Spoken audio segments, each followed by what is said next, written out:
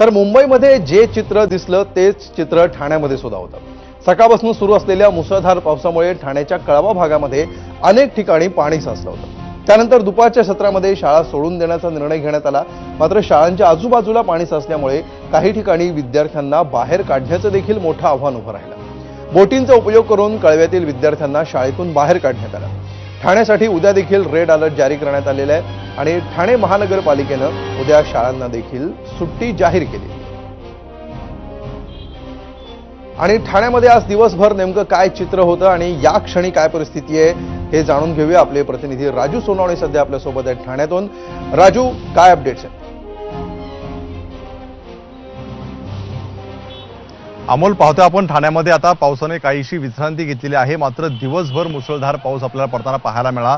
त्यामुळे ठाणेकरांचं जनजीवन एक प्रकारे विस्कळीत झाल्याचं सुद्धा आपल्याला पाहायला मिळालं। कारण ठाण्यामध्ये जो काही सकल भाग आहे त्या सकल भागामध्ये मोठ्या प्रमाणावरती पाणी साचलेलं होतं। त्यामध्ये आपण पाहतोय की वंदना टॉकीज असेल, हा गजबजलेला परिसर असतो, या ठिकाणी सुद्धा पाणी मोठ्या प्रमाणावरती साचलेलं होतं। त्यामुळे पूर्णपणे वाहतूक जी आहे ती बंद पडलेली होती। अनेक वाहनं त्या ठिकाणी बंद पडलेली सुद्धा आपल्याला पाहायला मिळाली। त्यानंतर आपण पाहतोय का भाजी मार्केट हे सकाळपासून गजबजलेलं असतं, तर भाजी मार्केटमध्ये सुद्धा जो जामनाका परिसर आहे त्या ठिकाणी सुद्धा मोठ्या प्रमाणावरती पाणी शिरलेलं होतं। त्यामुळे अनेक दुकानांचं नुकसान झालेलं होतं, अनेक गाड्या ज्या आहेत त्या ठिकाणी खराब सुद्धा झालेल्या आपल्याला पाहायला मिळालं। त्यामुळे दोन्ही ठिकाणी जे आहे ते पाणी मोठ्या प्रमाणावरती होतं।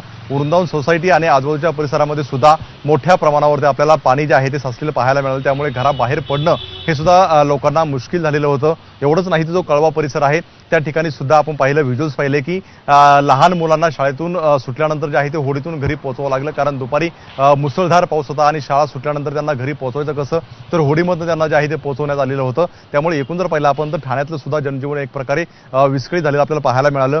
रस्ते वाहतूक जी आहे ती मोठ्या प्रमाणावरती कोंडी झालेली होती। विशेषतः आपण पाहतोय का घोडबंदर रोडवरती तासनतास मोठमोठ्या गाड्या ज्या आहेत त्या अडकलेल्या होत्या। त्यामुळे अनेकांना वाहतूक कोंडीचा सुद्धा मोठा सामना जो आहे तो करावा लागलेला आपल्याला पाहायला मिळाला।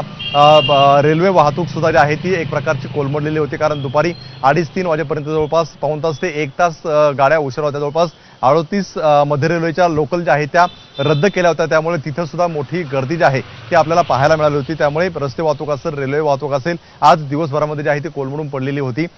मात्र एक आहे की ठाणे महापालिकेच्या अनेक ठिकाणी जिथं पाणी साचतं त्या ठिकाणी वॉटर पंप जे आहे ते लावलेले होते। त्यामुळे पाणी उपसा कंटिन्यू सुरू होता। पाऊस बंद पडल्यानंतर तात्काळ जे आहे ते तिथलं पाणी जे आहे ते वाहून जायला मदत झालेली होती। त्यामुळे कुठेतरी आजचा संपूर्ण दिवस जो आहे तो ठाणेकरांसाठी एक प्रकारचा कसरतीचा होता। आता पुन्हा एकदा रेड अलर्ट आहे, त्यामुळे उद्या नेमकी काय परिस्थिती असणार आहे हे सुद्धा पाहणं महत्त्वाचं राहील। अमोल, निश्चितपणे राजू, सगळ्यात पहिल्यांदा जी बातमी आली उद्या शाळा बंद आहेत ती आली ठाणे महापालिकेकडून। ठाण्यातून दुपारीच उद्या देखील शाळा बंद असेल अशा प्रकारचा निर्णय घेण्यात आलेला होता। त्या दृष्टीने काय नेमकी तयारी करण्यात आलेली आहे? अमोल, आपण पाहतोय की साधारणतः 10 ते 11 वाजेपर्यंत ठाण्यामध्ये फार पाऊस नव्हता। एकदम रिमझिम पाऊस जो आहे तो चालू होता।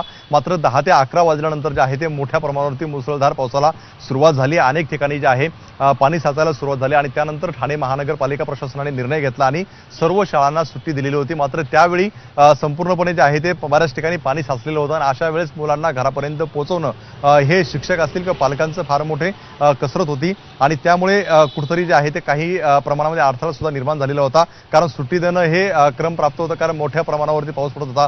हवामान खात्याने सुद्धा रेड अलर्ट जो आहे तो जारी करण्यात आलेला होता। त्यामुळे सर्वात आधी जे आहे ते ठाणे महापालिकेने सुट्टी जाहीर केली। आता उद्या सुद्धा रेड अलर्ट जो आहे तो जारी केलेला आहे। आतापर्यंत काही खाजगी शाळांनी सुट्टी दिलेली आहे, मात्र अद्यापर्यंत महापालिकेची अधिकृतपणे घोषणा होऊ शकलेली नाही। त्यामुळे उद्या सुद्धा काही शाळा बंद राहतात का सगळ्या हे पाहणं सुद्धा महत्त्वाचं राहणार आहे। विशेष म्हणजे जसं पावसाचा जोर वाढतो तसं सुद्धा अनेक कार्यालयातली जे काही चाकरमाने आहेत ते सुद्धा आपल्या घराच्या दिशेने निघालेले होते। त्यामुळे तेवढा फटका जो आहे तो यावेळी बसताना पाहायला मिळाला नाही। विशेष करून सुदैवाने कुठल्या प्रकारची जीवितहानी जी आहे ती घडली नाही। निश्चितपणे सर्व पालकांसाठी आणि विद्यार्थ्यांसाठी खरं तर हीच एक महत्त्वाची गोष्ट असते, उद्या नेमकं काय असणार आहे। सचिन,